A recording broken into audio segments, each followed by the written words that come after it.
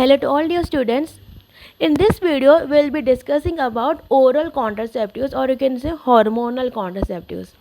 As we know that it is over 100 million women worldwide are currently using hormonal contraceptives.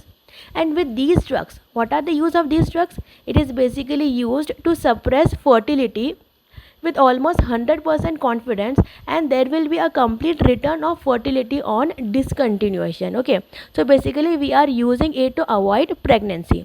So before understanding the ways and what all are the drugs used as an oral contraceptives, first of all we shall check out the mechanism of conception, and then we can see at what step what kind of drugs can be used for inhibiting conception. Okay, so first of all we shall check out how normal conception will be taking place.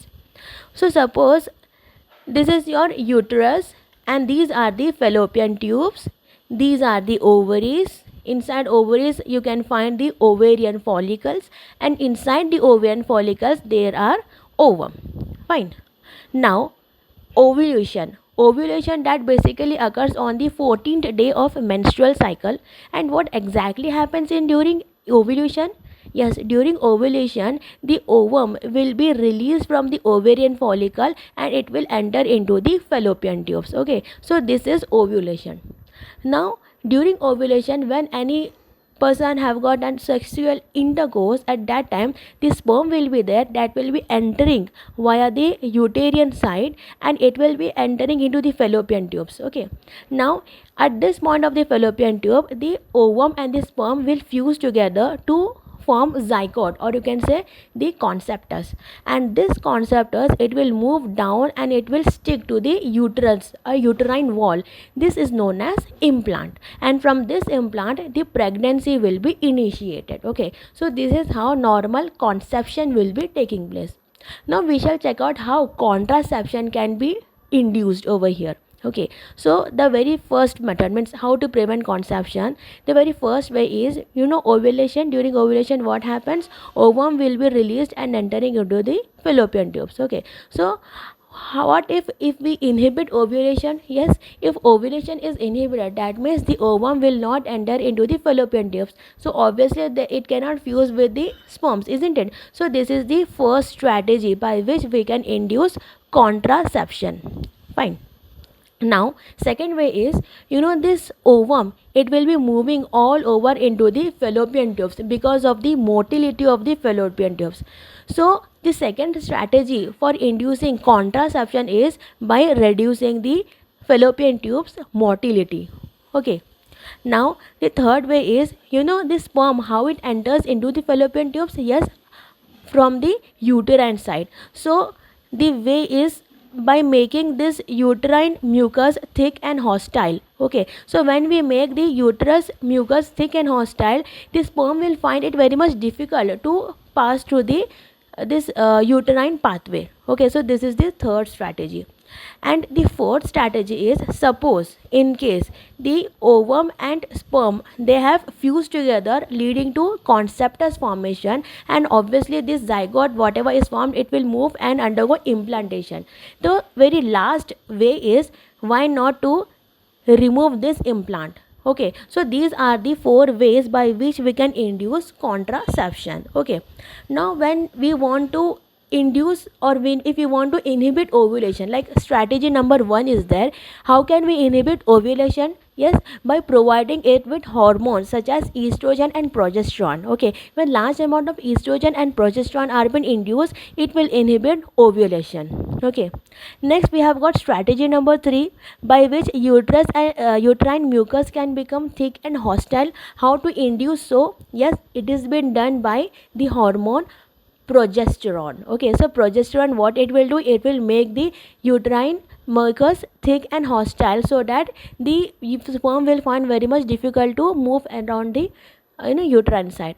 And lastly we have got fourth method, what you can see, removal of the implant. This can be done by using emergency contraceptive pills. Okay, so we shall check out about these medicines one by one.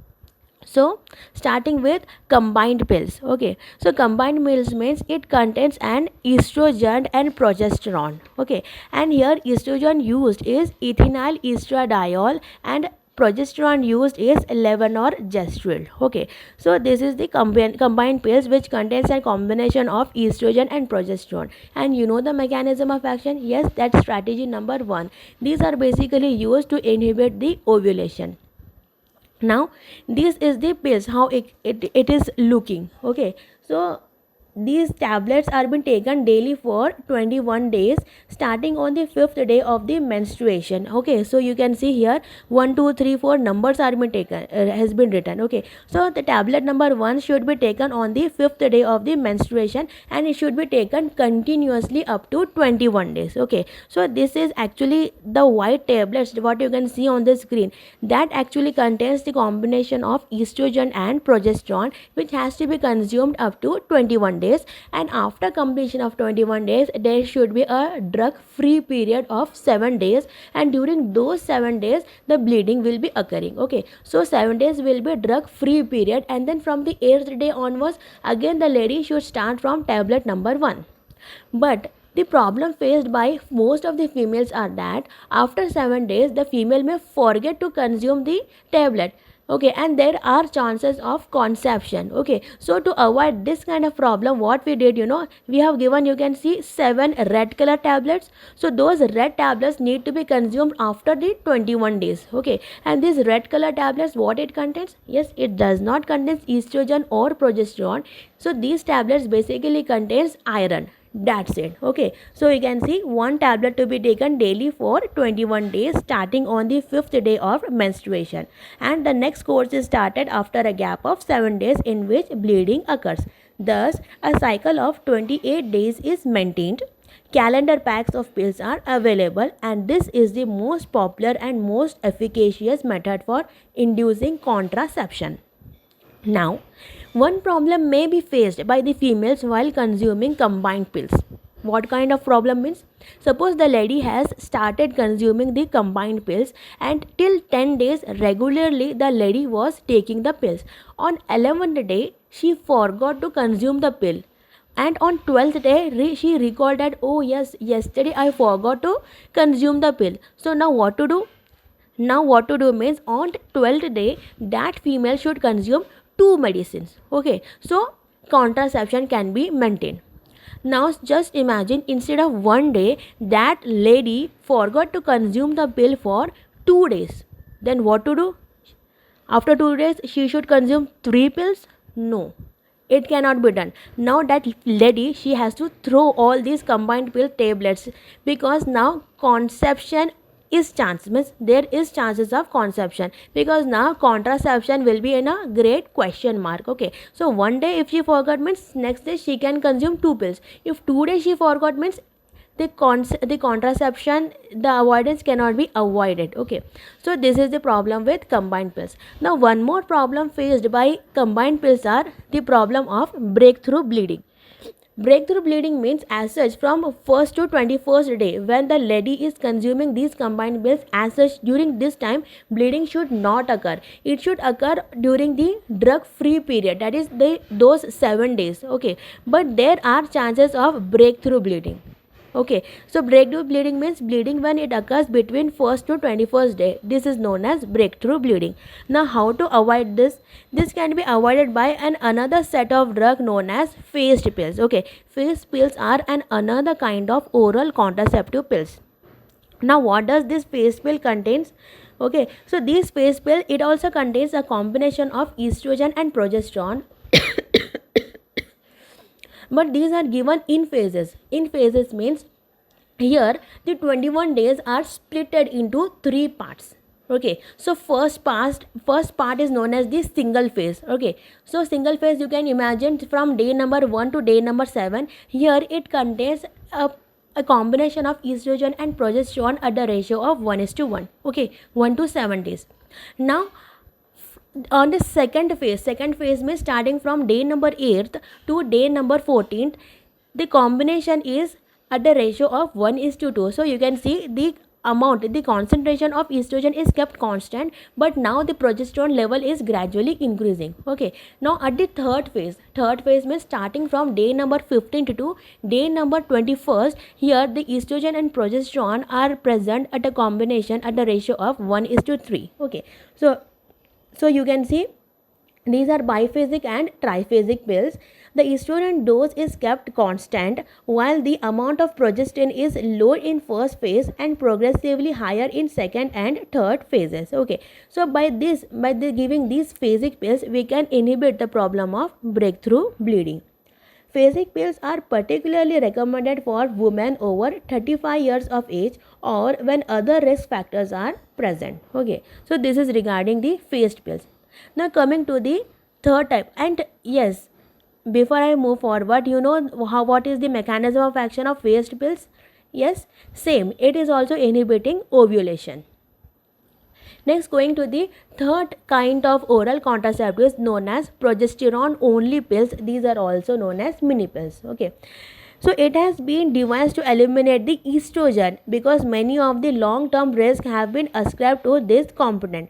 So this progesterone only pills, they contains a low dose of progesterone. Okay, they contain only progesterone, and the name only says progesterone only pills means they contains only progesterone, a very low dose of progesterone which is taken daily continuously without any gaps. Okay, and the mechanism of action is, you know how it produces the action. Yes, our strategy number 3, that means it will make the uterine mucus very thick and hostile so that the sperm will find very much difficult to move through the uterine pathway. But the problem with these mini pills are the success rate is very much low. Okay, the combined pills and phase pill has more promising result as compared to the progesterone only pills. Then if it is so, then why we should use these mini pills? These mini pills are basically used for basically those ladies who are contraindicated to estrogen. Like there are few women who after consuming estrogen, they may face the problem of thromboembolism. So in those ladies we should avoid estrogen kind of oral contraceptives. So under such conditions we are using mini pills. Even if the female are lactating, so under these conditions also we can use mini pills. Okay, so this is regarding the third type of oral contraceptives.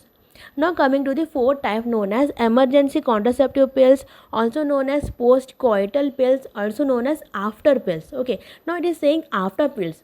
After what? Yes, after an unprotected intercourse. Okay, so when the intercourse is unprotected means obviously there has been undergone fusion of ovum and sperm and zygote has been formed, and that zygote has also been implanted. So basically what we need to do over here, yes, the mechanism of action is the strategy number 4, that means we need to remove the implant. Now this removal of implant can be done by 3 ways. The very first way is we are using a combination of estrogen and progesterone. It has to be taken as early as possible after an unprotected intercourse, and the second dose should be taken after 12 hours. Okay, so this combination should be taken as early as possible but within 72 hours of an unprotected intercourse, and this dose should be repeated after 12 hours. So this is first way of emergency contraception. Second way is we are giving just a dose of progesterone. Okay, progestin, levonorgestrel alone has been taken as early as possible within 72 hours, the first dose, and the second dose is been taken after 12 hours gap. Okay, so this is the second way. The third way is by using a drug mifepristone. Okay, mifepristone, a single dose taken within 72 hours of an intercourse can induce contraception. Okay, and the mechanism of action is very simple. We know mifepristone, it is an anti-progestin drug. So what it is doing, basically it is reducing the decidual area, the decidual layer of the uterine wall, because of which the zygote will face very much difficulty to get implanted and it will get removed. Okay, so this is how mifepristone is producing action, and this mifepristone should also be consumed within 72 hours of an unprotected intercourse.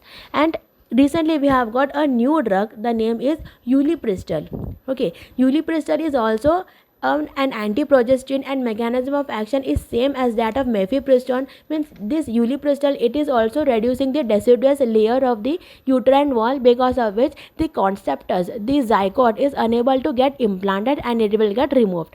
But the main important point regarding ulipristal is it can be consumed within 5 days of an unprotective intercourse. Okay, so these all are about the emergency contraceptive pills, and these are all about regarding the oral contraceptives. I hope you people found this video helpful. Thank you for watching.